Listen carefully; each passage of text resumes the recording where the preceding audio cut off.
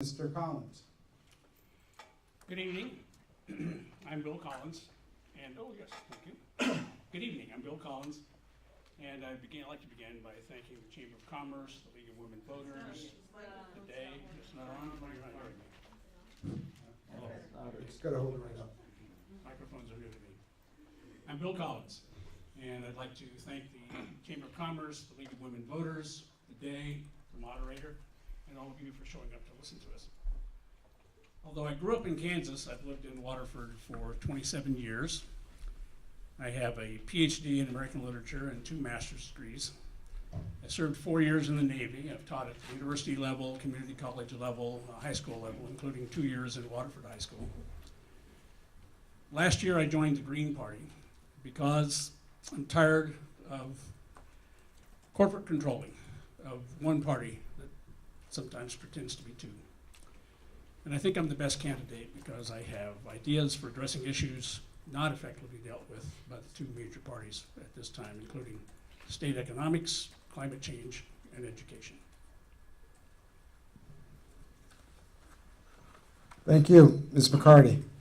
Yes, good evening. It is a privilege and a pleasure to be here this evening. I'd like to thank the Day, the Chamber, and the League of Women Voters for this opportunity to address you this evening on some of the very critical issues facing the state of Connecticut today and into the future.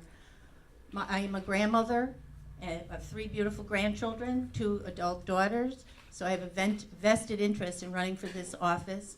I am the current chairman of the Waterford Board of Education. I've served on the Board of Education now for 18 years, and under my leadership we have some very outstanding accomplishments where we have saved millions of dollars for the community while we still enhanced and kept our wonderful programs in the Waterford schools. I was also the chairman and on the Board of Trustees of the Thames Valley Council for Community Action, so I'm very aware of the families that struggle in this community. I'd like to be your next legislator.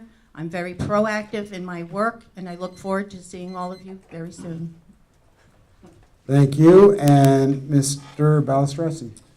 Thank you. First, let me thank the Norman Day, the League of Women Voters, Eastern Connecticut Chamber of Commerce for hosting this debate.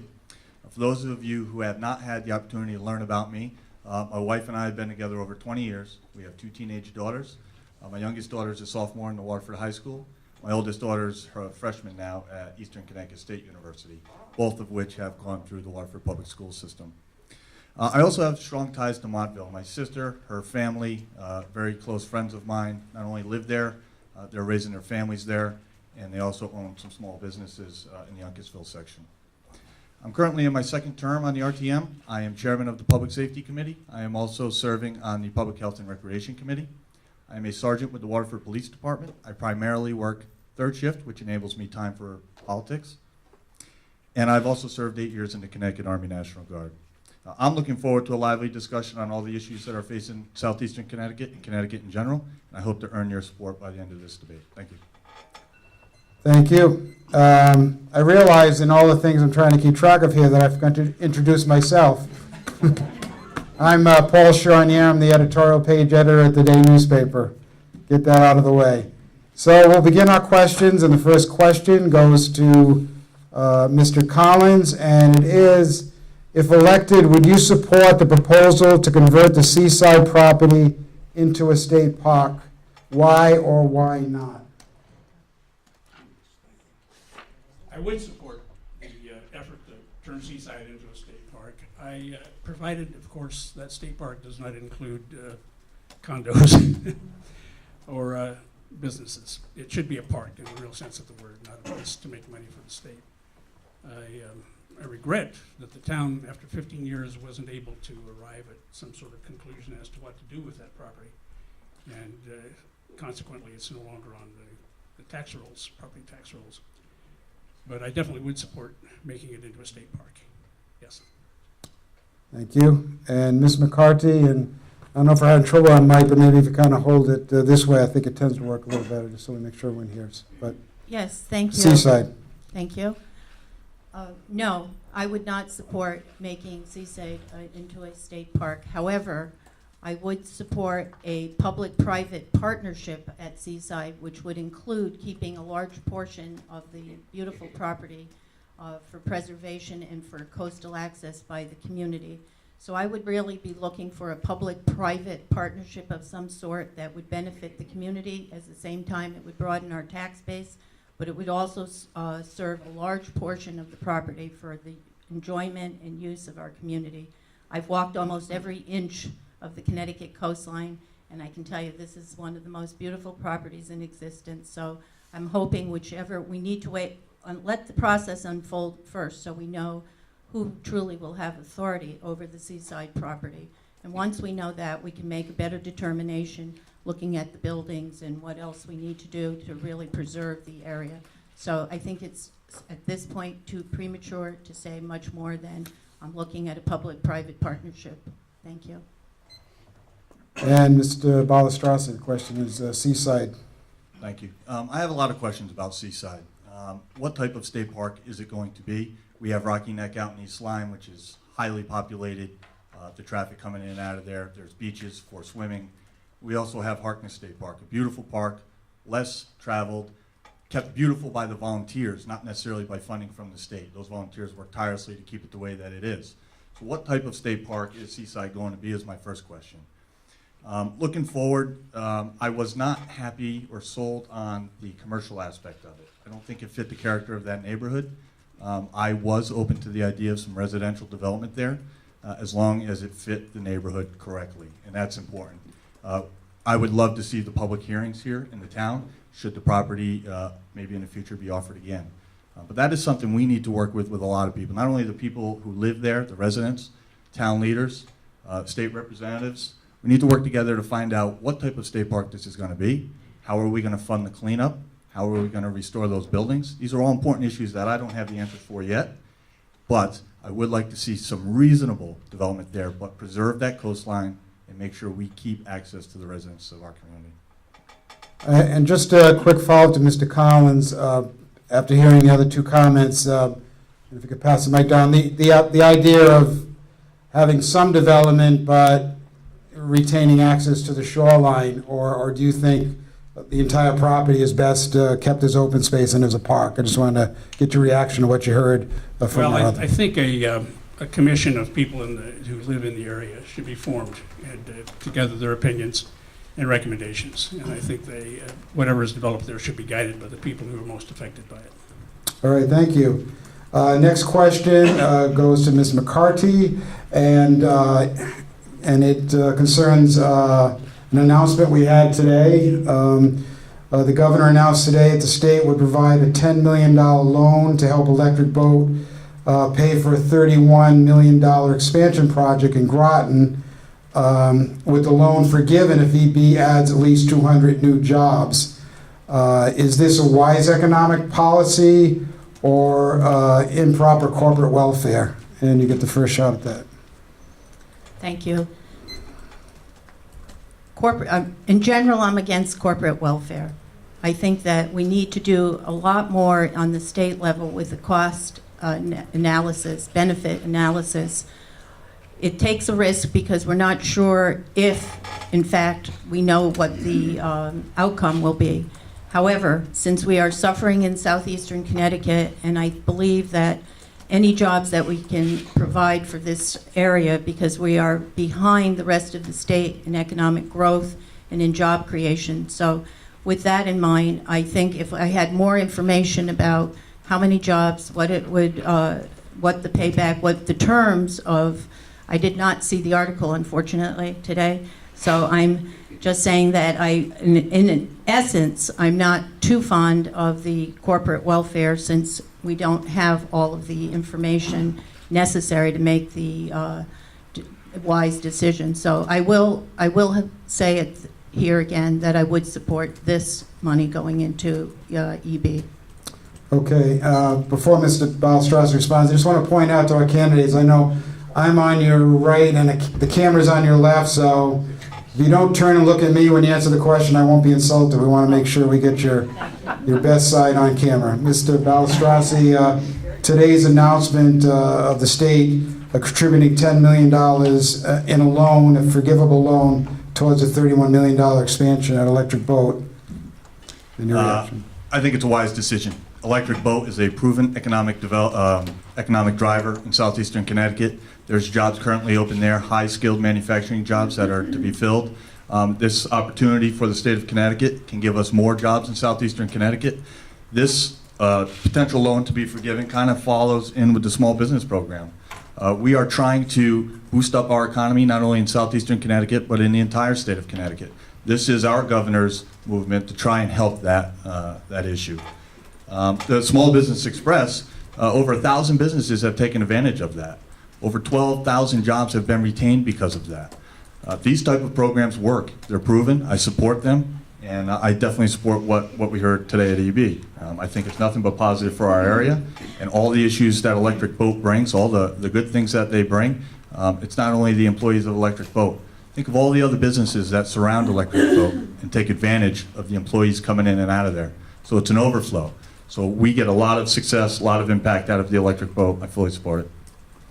And Mr. Collins, your reaction to today's news?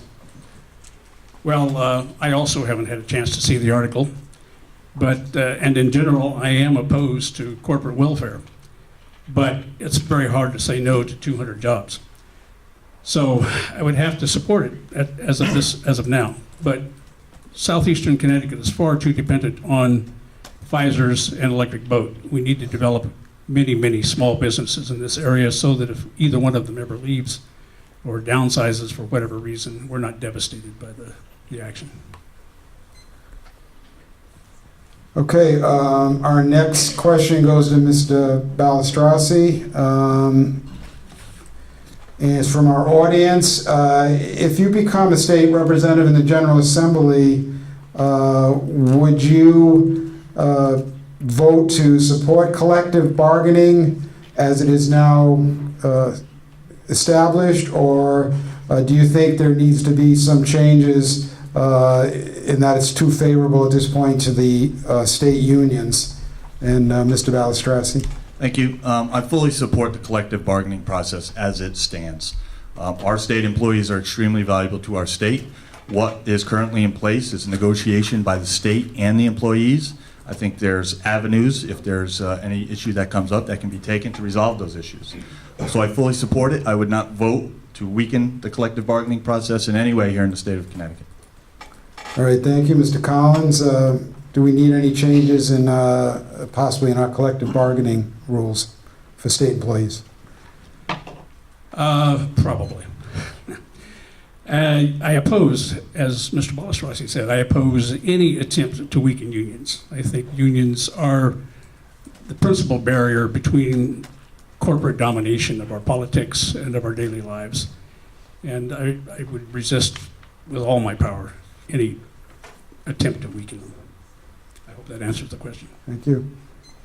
And Ms. McCarthy. Yes, thank you for the question. No, I do support collective bargaining. I think it is the right of teachers and employees to be able to negotiate the terms of their contract. You have two sides to a party, and if you're good negotiators, you can come out with a balanced, fair, equitable position for both sides. I know with our teacher union, we just came through negotiation process, and I believe that we've saved the town of Waterford significant dollars in our health insurance, which was negotiated to the point of $1.8 million over the next few years. So this all came about during our collective bargaining process. There's a process in place that can take you to mediation or arbitration if you're not satisfied with the agreement that is in place. So I think at this time, collective bargaining works, and I would continue to support it. I'm very pleased to have the endorsement of the Connecticut Education Association, and I have promised that I would not interfere with any collective bargaining. So yes, I'm a strong supporter of collective bargaining. All right, thank you. And that brings us back to Mr. Collins. And we got this question through the Chamber of Commerce website, one of our co-sponsors of the debates, and it concerns Route 11. Currently, the Department of Transportation has, at a cost of nearly $1 billion, has said that the project is now unfundable. They don't have the funds for it.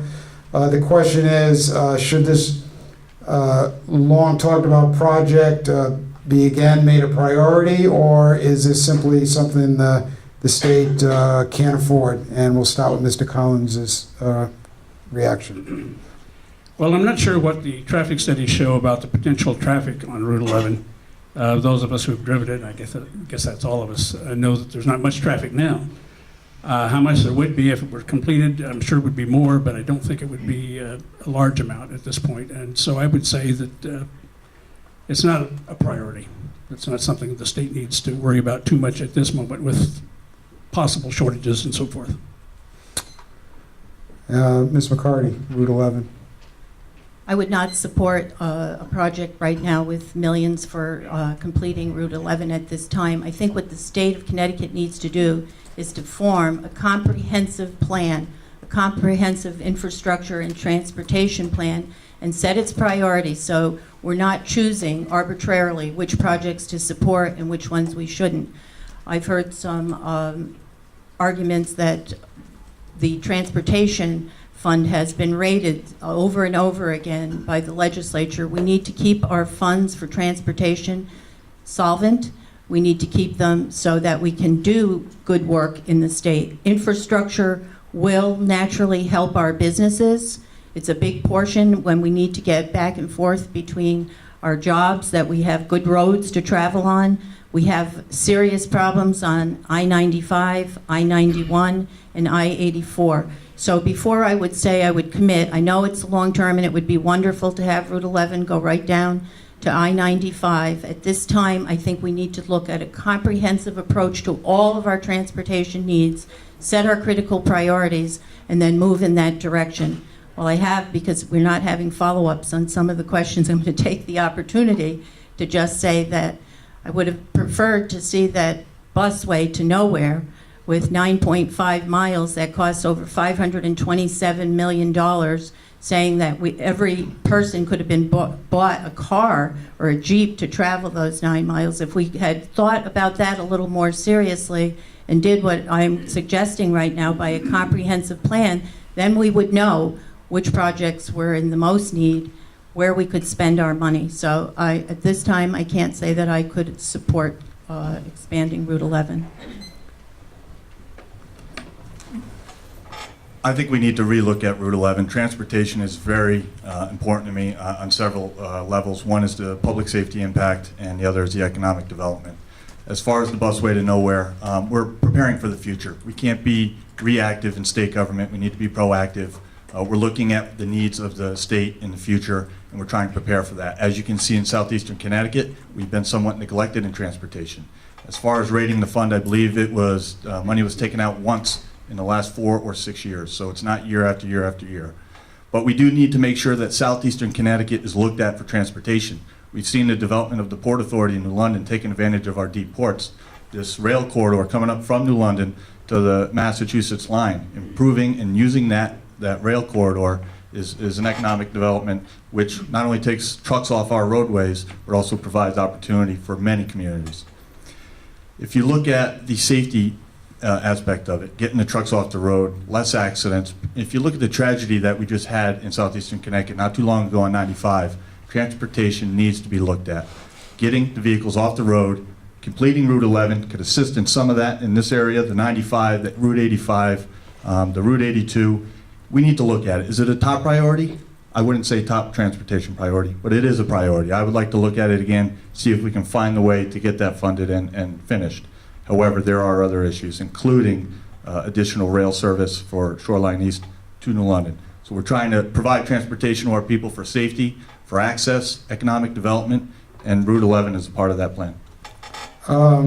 Ms. Picardi, since the next question is you and staying on the topic of transportation, I think there's bipartisan agreement that the state has to do a better job in maintaining and improving its transportation. The question is how to pay for it. Tolls have been discussed as one possibility. Where do you stand on that as a possible revenue source to try to get the work we need done on transportation? Well, I'm not in favor of more tolls on the highway. Again, for one of the reasons I just illuminated that the transportation funds don't stay where they should. So what guarantee do we have that if we put tolls on our highways, that that funding would be returned to transportation needs?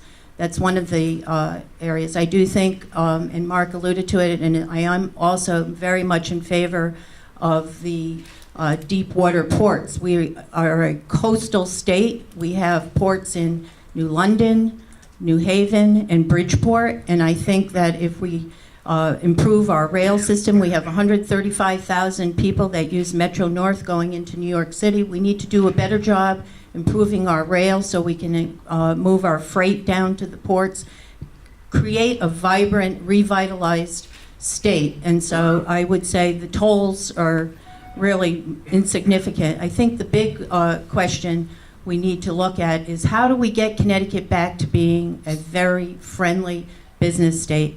One of those areas is improving our infrastructure. So again, I'm going to keep going back over and over tonight that I believe in a plan. We need to have a plan, a comprehensive plan that illuminates where we should be putting our money. So no, the tolls, although if we ever did go to tolls, I can tell you in France they put the tolls off the highway, and I would want to see a study of where tolls go. But no, I'm not for tolls. Mr. Balistrassi, you get the Thank you. second chance on that one. I'd be willing to look at tolls under very specific guidelines. If we put them on the border, on the highways only, not every few miles in towns, in cities, and along our highways, I would be open to the discussion. But that is something that many people have to come together, look at the impact, look at the cost. Certainly if we had employees from Connecticut traveling out of state, we might be able to subsidize their cost for going through those tolls every day. But that's something we need to look at. We need to maybe research that a little bit further before I can commit to that. As far as guaranteeing that our funds go to transportation, like Ms. McCarty said, if we're elected, that's our job. We need to make sure that those funds stay towards transportation, and I'm committed on that point. Transportation is near and dear to my heart on many levels, and we need to focus on transportation, specifically here in southeastern Connecticut. And Mr. Collins, your opinion on whether tolls would be a good source of revenue to pay for the work we need to get done in Connecticut on the roads and transportation system generally? I think tolls wouldn't be a bad idea if they are safely implemented. As I recall, some years back, there were accidents all over 95 at the toll gates. So the idea of putting a toll at the exit strikes me as not a bad idea, and certainly that's one way to pay for all of this infrastructure. But we should consider, while we're at it, the environmental impact. I'm not so sure we need more roads as much as we need less pollution. And if we could somehow consider the mass transportation, more buses, more trains, more rails perhaps, we wouldn't need quite as many highways and we wouldn't have quite as much pollution. Mr. Collins, did you support, before we pass it, did you support the, or do you have an opinion on the New Britain to Hartford bus rail system, the dedicated bus system? I don't know the details of that, but I'm in favor of any kind of mass transportation that will cut down on the load on the highways and the amount of gas consumed. Ms. McCarty, looks like you want another crack at our transportation question. Follow up, please. Thank you. Well, I was just curious to what Bill was going to say about that, because I tried to say before that this is why we need a study, because the idea that you would put in 9 miles with $527 million, I think even the other side, that had proposed it, turned on the end for that. That's not going to solve our infrastructure problems. I think we really need to look at the big picture and find out those areas that are in most need of the work to get the population around and moving more in Connecticut. That's just a small portion, and I don't think it's going to prove itself worthy of that kind of money that it was put into it. Thank you. Next question goes to Mr. Balistrassi, and it concerns what would be your top 3 legislative priorities to encourage economic growth and job creation in Connecticut? That seems to be on everyone's mind. Moving forward, top 3 economic development opportunities certainly is continuing to support the programs that are proving to work. the Step Up program supporting small businesses, the Small Business Express, which provides loans and grants to small businesses, allowing them to expand their workforces, provide more jobs. Currently, we have a lot of high-skilled labor positions available, but we have no one to fill them. They're not properly trained. We have programs currently in place to provide that training for those jobs. So the programs that are currently in place, certainly we need to continue to support those. Transportation, it comes back to transportation, of course. Being able to get goods in and out of our state, getting trucks off our road, using the rails, using the deep water ports. So transportation, another area that will, of course, spur job growth, economic development in our community. And Mr. Collins, what would be your priorities if elected to try to create jobs for people and grow the economy? Well, excuse me. I'm advocating the creation of a state bank. Currently, North Dakota is the only state in the union that has one. It's had it for about 100 years. And currently in Connecticut, our monies go straight to Wall Street. All of our taxes, everything goes straight to Wall Street. 1.3 billion of it lies fallow in an account collecting no interest at all. The rest of it collects 0.18% interest, not even 0.25%. If we had a state bank operated by a semi-autonomous commission of some kind, all of that money could be reinvested in infrastructure, in small business, even in student loans. It could help the state grow enormously in an economic sense, and it would certainly help small business. I also am advocating an increase in the minimum wage. Now, recently, of course, it was increased to $10.10 over, I think, the next 2 years, is it? It's going to be implemented. A little bit of math will show you that that's really still not a living wage. The national poverty line, according to the federal government, is something like $23,800, somewhere in that area, very close to that. The $15 minimum wage would still provide only $19,600 on a 5-day work week, and I think $23,600 and change on a 6-day work week.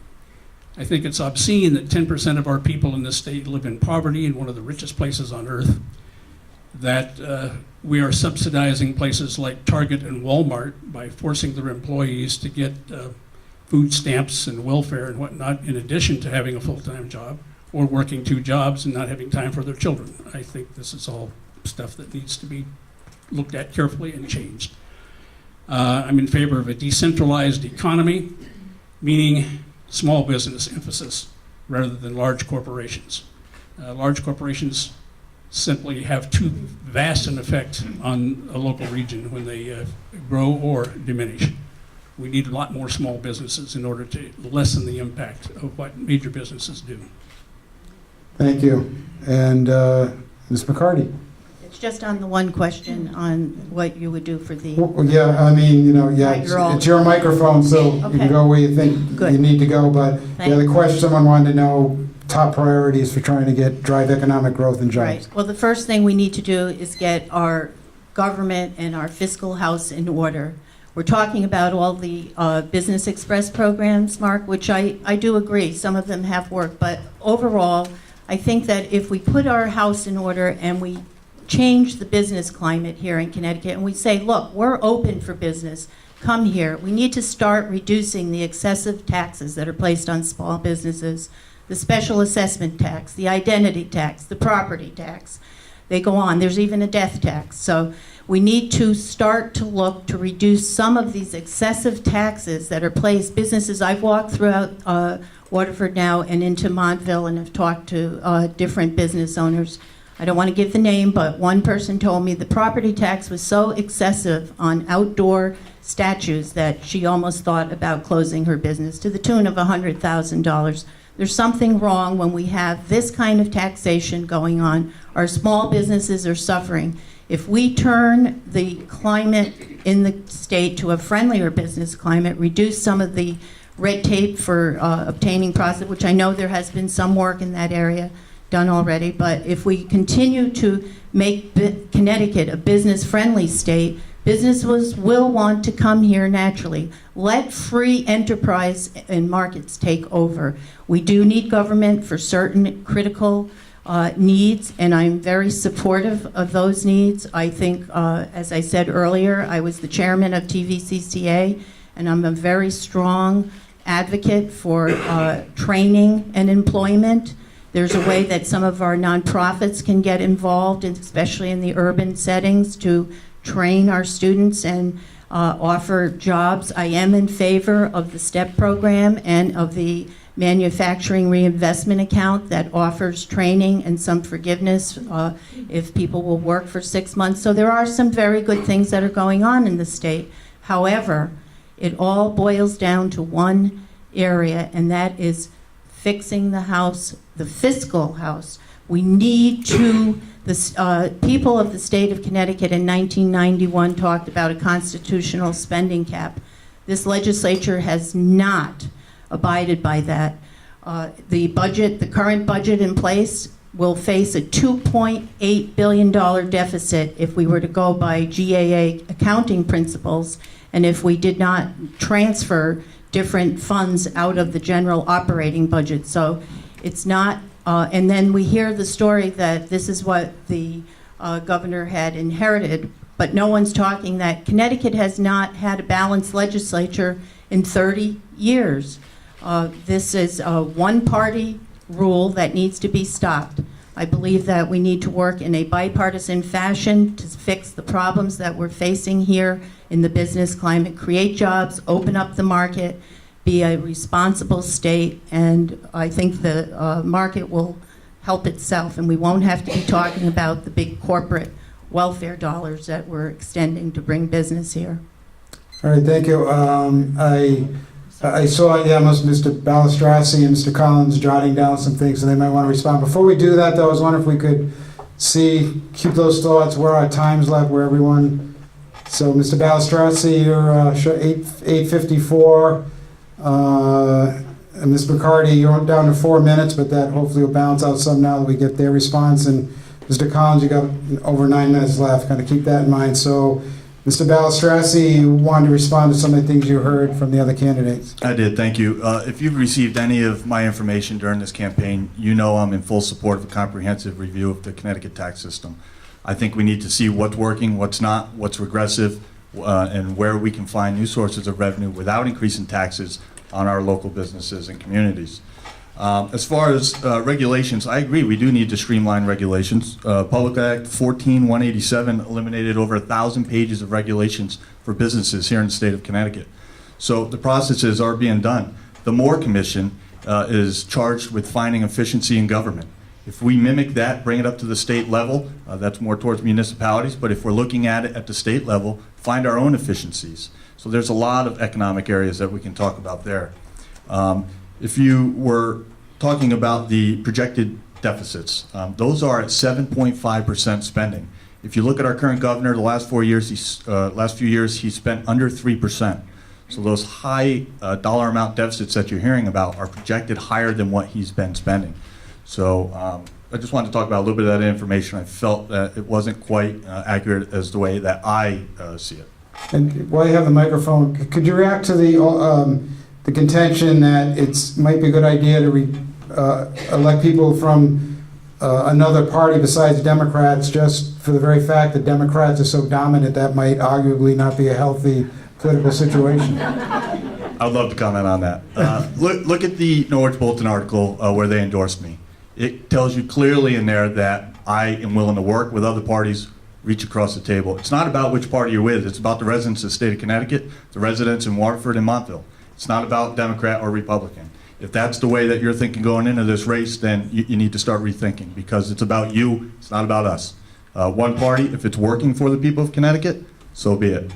Certainly more representation. If it comes to different parties, we have other parties involved. It's about communicating, reaching out, working with others. Doesn't matter what party you're with. All right, let's give Mr. Collins a chance. He has quite a bit of time, and he's heard a lot of statements. Any reactions to some of the things you've heard? A couple of things I want to talk about. One is property tax.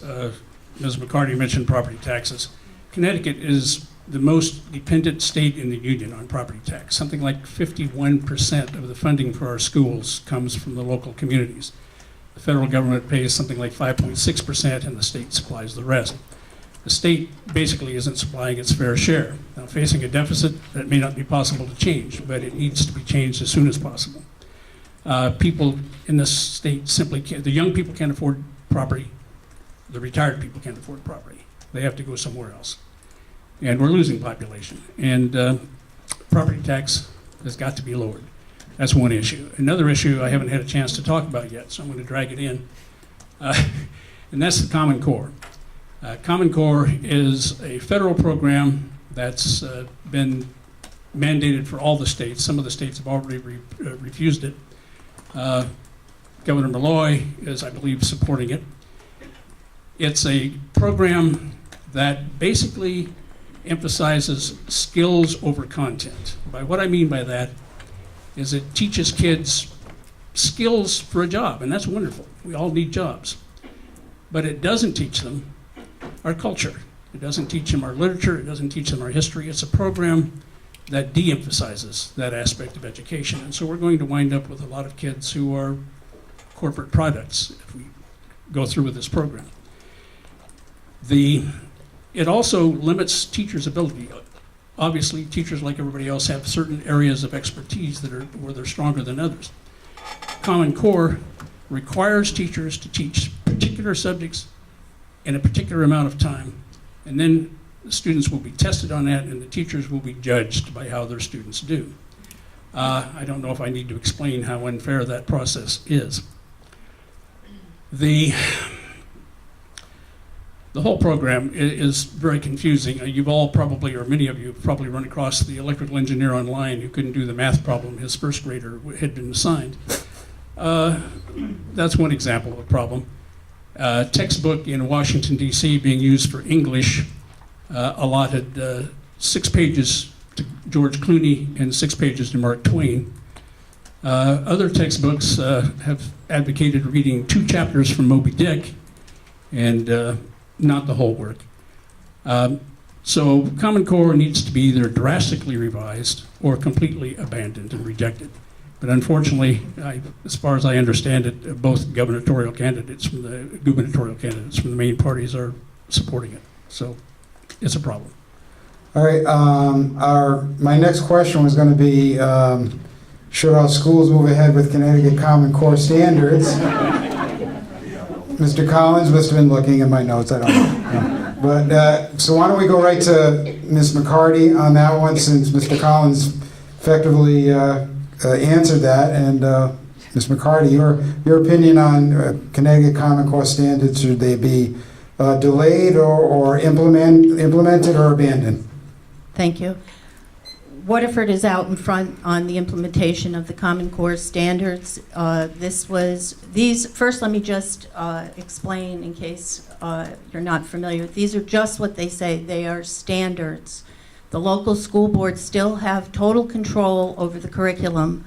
And I can tell you, Bill, that it's up to the local school boards to really investigate as the curriculum is being designed, and we take the time to look at each and every aspect. And in Waterford, we still have a good balance of fiction and nonfiction in the school.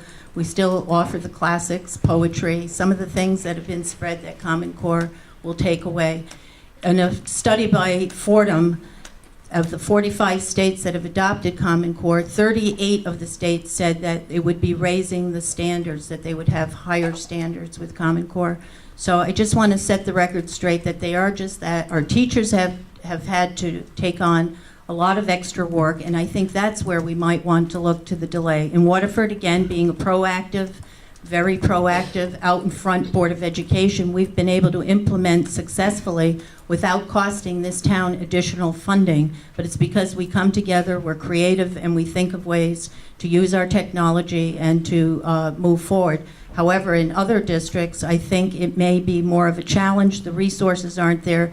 So I would say we need to give our teachers the time necessary to implement correctly. We need to give them the resources, and we need to get behind it. But until, I would like to just point out that our children are more important than any political position we could take, and I would refuse to be against Common Core for a political reason. We need to look to say what is in the best interest of our students and move in that direction. And at this time, we don't have the answer. We'll keep watching. If they turn out that they're not producing higher achievers that are globally going to be competitive in a global world, then that's another story. But right now, it's too soon. We are successfully implementing them, and so I would say I was in favor at this time.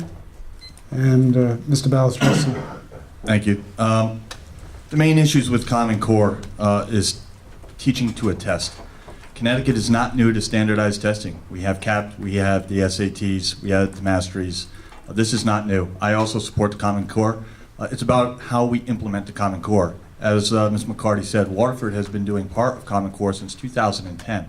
I sat down with the superintendent of schools here in Waterford. He said it has been handling Common Core without issue in the town of Waterford. As long as you give the teachers the right resources, and I don't just mean money, the teaching resources to do the job that they need to do, I fully support it. Speaking with the American Federation of Teachers during the endorsement process, I told them my position on this, and I still gained their endorsement in this race, which covers the Waterford Public Schools. So I feel that as long as we work with all the stakeholders, the teachers, the parents, the local leaders, and we make sure that the teachers have the resources, and we implement it correctly, it can be a very successful program. Now that Waterford's doing it successful, maybe we can take our model and use it around the state and make sure other communities are implementing it, giving them the proper time and resources. That's it. Respond to that. Thank you Sure. for endorsing. Give Mr. Collins a chance to respond to what he's heard. Thank you. Well, I'd like to re-straighten a couple of points. One, somebody's going to make a lot of money off the testing. These tests all have to be designed to fit the program. And somebody's going to make a lot of money off of it. And so I don't think it's an entirely innocent process that's being thrust upon us. Secondly, I think it's New York, where students recently were tested after a year or two of Common Core, and I think something like, I forget the exact percentage, but it was 36% or maybe even larger, failed. Because either the teachers didn't understand how to implement the program, or the students couldn't figure out the program. There are also issues such as they want to teach cursive writing to kindergartners and first graders and then never again. Studies show that the study of cursive writing actually improves one's ability to read at more advanced stages of education. Also, teachers are so bogged down right now in data dealing with these programs that they don't really have time to prepare themselves to deal with student issues. I know teachers who have suicidal students, who have students who are totally lacking in interest. They don't have time to deal with those individual problems when they're so busy dealing with Common Core data issues and exams.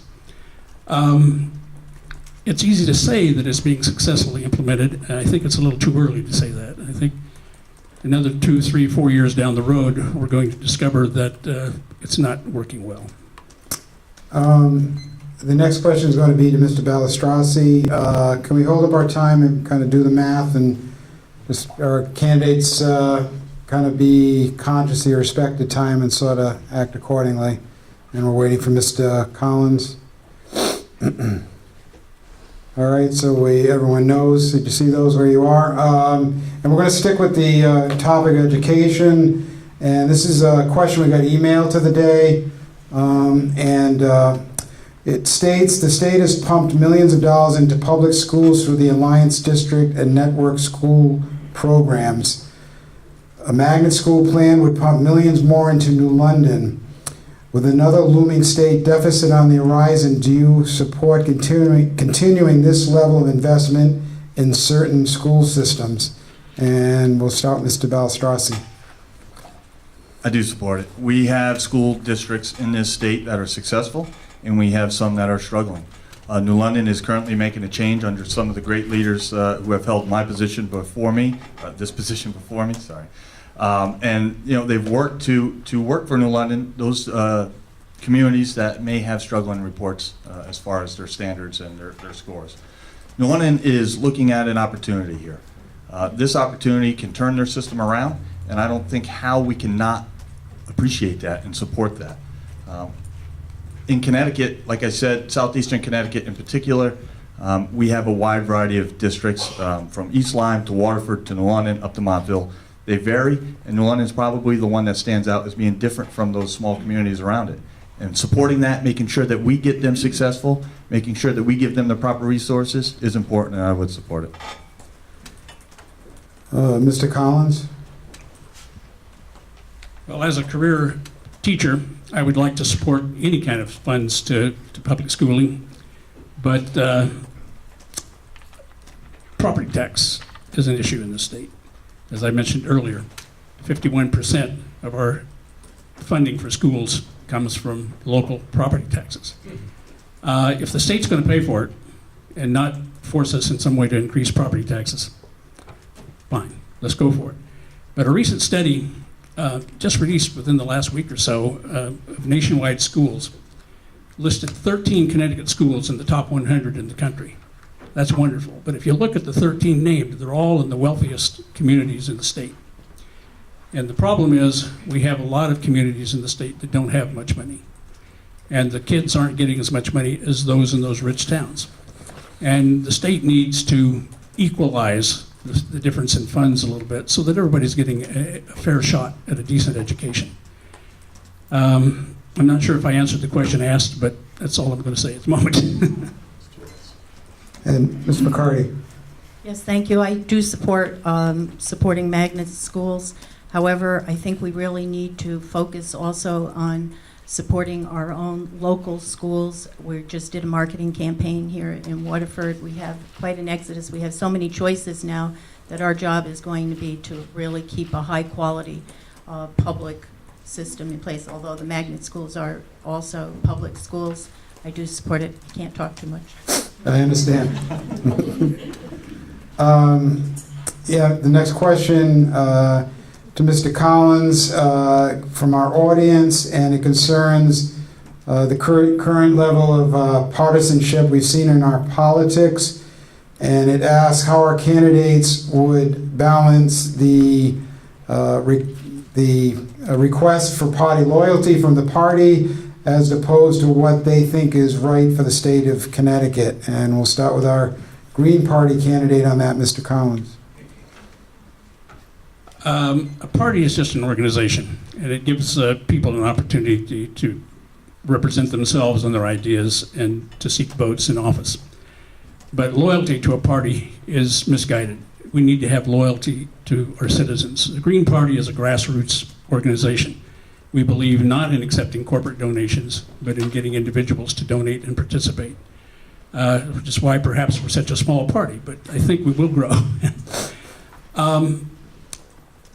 I've lost track of the question at this point. Well, the question was concerning the partisanship Yes. that we've seen, and how do you balance party loyalty against what you think might be best for the state? Yes, well, the needs of the people clearly should be put above self-interest, and I think the reason we have so much problem with our government functioning in the state and nationally is that self-interest governs what people are doing in politics, and it needs to be concern for people and what's best for them that guides us. And our Republican candidate, give her a chance to respond. Thank you for the question. I think on the local level, I've proven that bipartisanship works. We dropped the political label at the door at Board of Education, and we've accomplished great things for this community. We're the first in the state in so many areas. With just recently won the next award with our career and tech ed program, #1 in the state. We're the first, we're the leaders on the new wellness program, on the health initiatives, first in the state. We're the first in so many categories. Our teachers were actually helped out with the PEAK program for the teacher evaluations, again, first in the state. So these things can occur. So we don't need Common Core.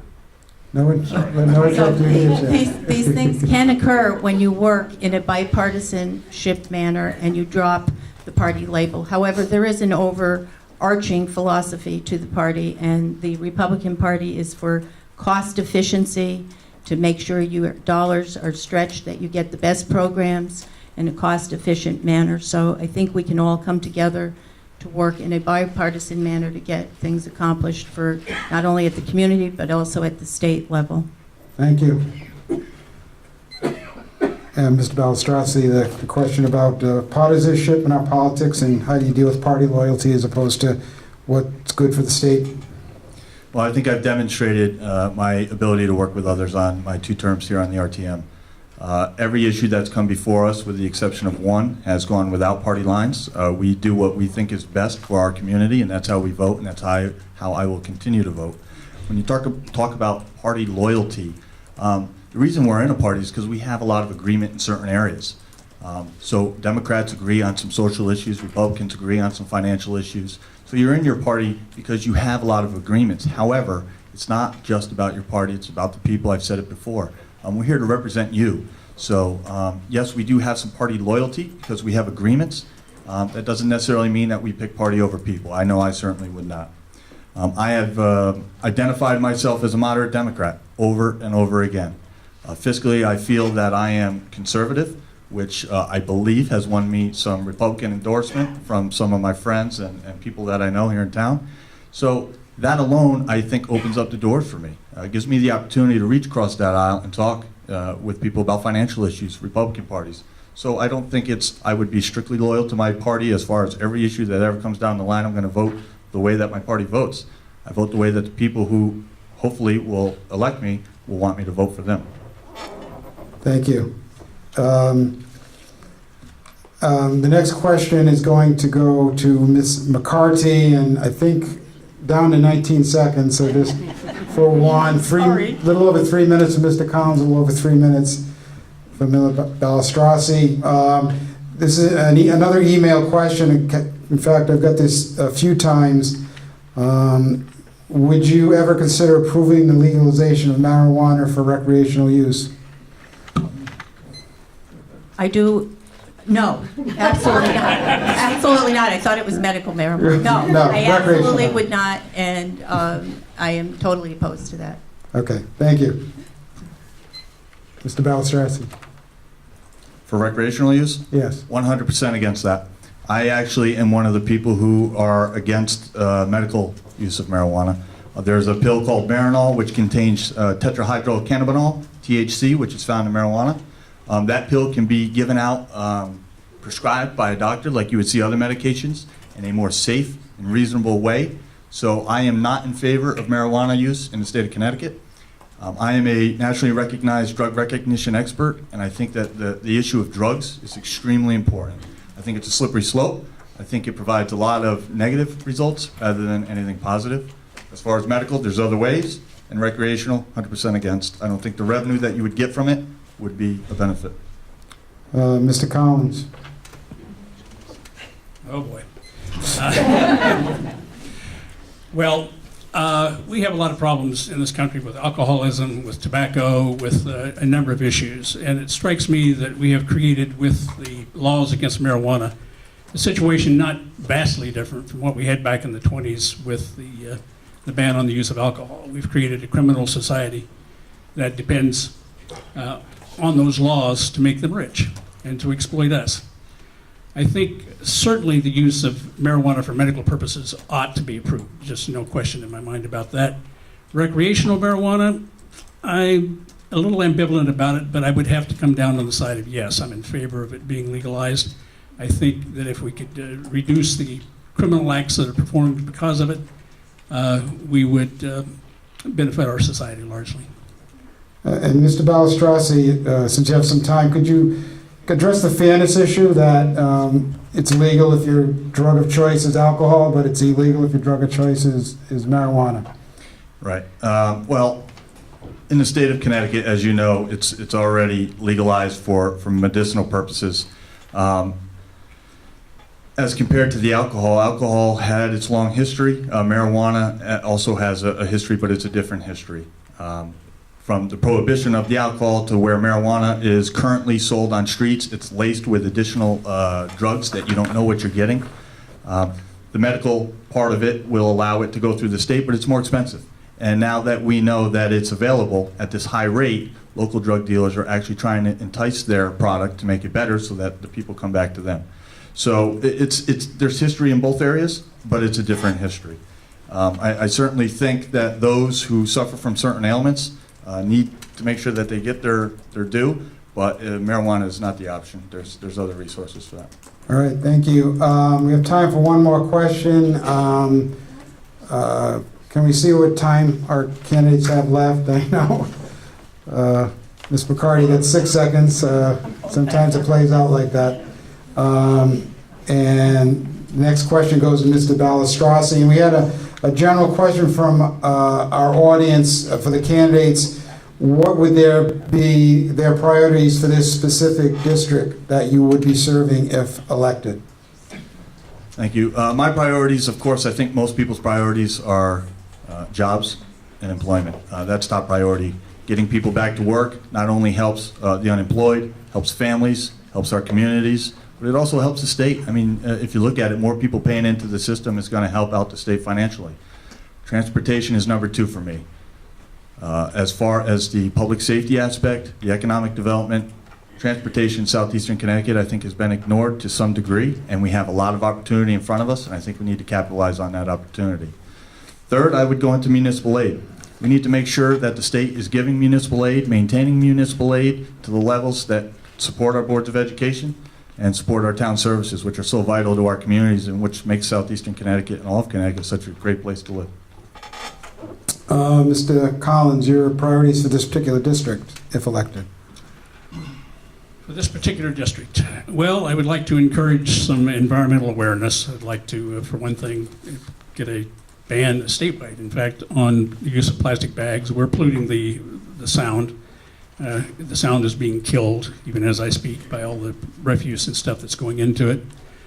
We need to get a local commission to consider and prepare for what the rise in the ocean level is going to do to the Waterford area. Issues of that kind concern me. I would like to make one additional comment about the marijuana issue. Mr. Balistrossi suggested that marijuana has additives in it on the street. Well, if it's legalized, they wouldn't be buying it on the street. They'd be buying it in shops, and it would be as pure as the government could make it. Back during Prohibition, the federal government actually poisoned alcohol in New York State, and I think it was something like 39 people died from the poisoning from drinking it. They were trying to scare people so they wouldn't drink alcohol. It didn't stop them. I don't know if I answered that question.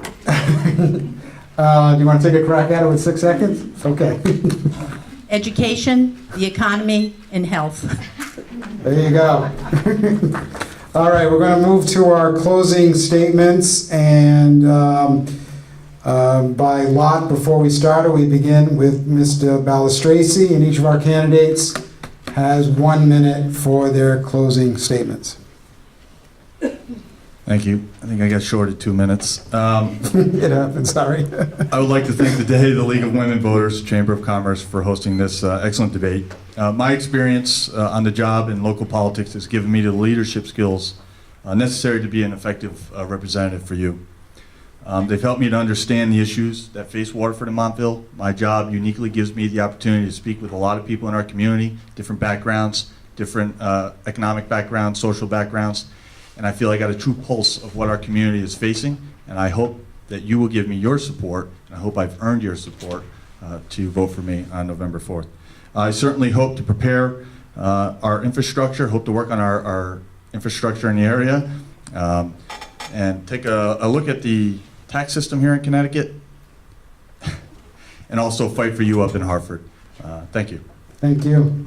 And Ms. McCarty, you get to go second by our Thank you. 1 minute. Thank you all for coming out tonight and to the Day, the Chamber, and the League for this forum this evening. I have the track record. I have the accomplishments. I don't need to speak about them. As chairman of the Board of Ed for 18 years, we've accomplished so much for this community, and we've done it in a cost-efficient manner, saving millions of dollars. I also, having worked on TVCCA, understand very much the struggles that the poor people face in this region, and I would work diligently to come up with a comprehensive plan to do housing, to look at the drug issues and the mental health issues. I have a plan. I've reached out to leaders already on both sides of the party to talk about coming together to solve some of these social issues that are plaguing us in this region. I also believe that we need to get our fiscal house in order so that we can do these. But again, I have the track record of accomplishments here in town. I don't need to speak about working in a bipartisan manner. I've done it. I've proven it. I'm getting compliments on both sides, and I look very much forward. I've been a community activist and servant. I look forward to hearing all of your concerns, listening to you, and being proactive to help this community get results. Thank you. Time is up. And last word, Mr. Collins, you have 1 minute for your closing statement. All right, thank you. Again, three things, as Kathleen said, Common Core, State Bank, minimum wage. She also mentioned her efficiency as director or head of the school committee. I do have one question. The governor of the state makes $150,000 a year. Our retiring superintendent is getting $220,000. I'm wondering what makes him worth $70,000 more than the governor. But that has some influence and impact on property taxes, I think. If I get time left, I think I've run out of things to say. They'll let you know. I'm sure she wants to respond to that. Well, no, this is, Okay. this All right, is it. I'm done. Okay. All right, that's it for our debate. Any applause for the candidates?